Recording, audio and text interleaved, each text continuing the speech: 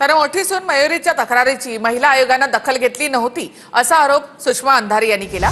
मयुरीच्या तक्रारीची दखल घेतली असती तर वैष्णवी आज जिवंत असती असं अंधारी यांनी म्हटलंय। तर मयुरी प्रकरणामध्ये चालढकल करणाऱ्यांवर कारवाई करा असं चित्रा वाघ यांनी म्हटलं। दरम्यान महिला आयोगाने तक्रारीकडे दुर्लक्ष केलं असेल तर कारवाई होईल असं आदिती तटकरे यांनी म्हटलं आहे। मात्र मयुरी हगवण्याच्या कुठल्याही तक्रारीची दखल ही महिला आयोगाने घेतली नाही, हे फार उल्लेखनीय आहे।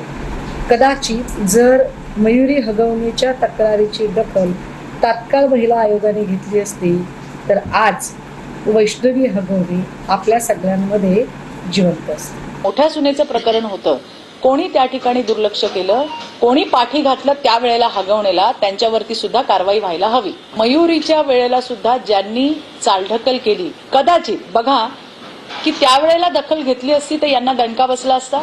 आज वैष्णवी आपल्यामध्ये असती, त्यावेळेला जे होते त्यांच्यावरती कारवाई करा अशी मी मुख्यमंत्र्यांकडे, राज्याच्या सन्माननीय मुख्यमंत्री आणि गृहमंत्र्यांकडे मागणी करणार आहे। मोठ्या सुनेनी जर या संदर्भामध्ये आयोगाकडे तक्रार केली असेल आणि कुठल्या आयोगाच्या स्तरावरना जर त्याच्यावर दुर्लक्ष झालं असेल तर त्या संदर्भात सुद्धा योग्य ती कारवाई आहे ती निश्चितपणाने केली जाईल। पण तक्रार करून पण जर त्याच्यावर काही कारवाई झाली नसेल किंवा हलगर्जीपणा झालेला असेल तर निश्चितपणाने त्या संदर्भातली सुद्धा चौकशी ही केली जाईल।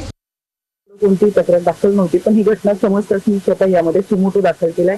19 तारखेला सुमोटो दाखल केल्यानंतर बावधन पोलीस स्टेशनला या घटनेचे आयो आहेत API डोंगरे आणि पहिल्या दिवसापासून मी यांच्या संपर्कात आहे। याच्यामध्ये गुन्हे दाखल करण्यात आलेले आहेत। राजेंद्र हगवणे आमच्या पक्षाचे पदाधिकारी नव्हते, त्यांचा मुलगा हा आमच्या संघटनेत काम करत होता, त्याची सुद्धा हकालपट्टी करण्यात आलेली आहे।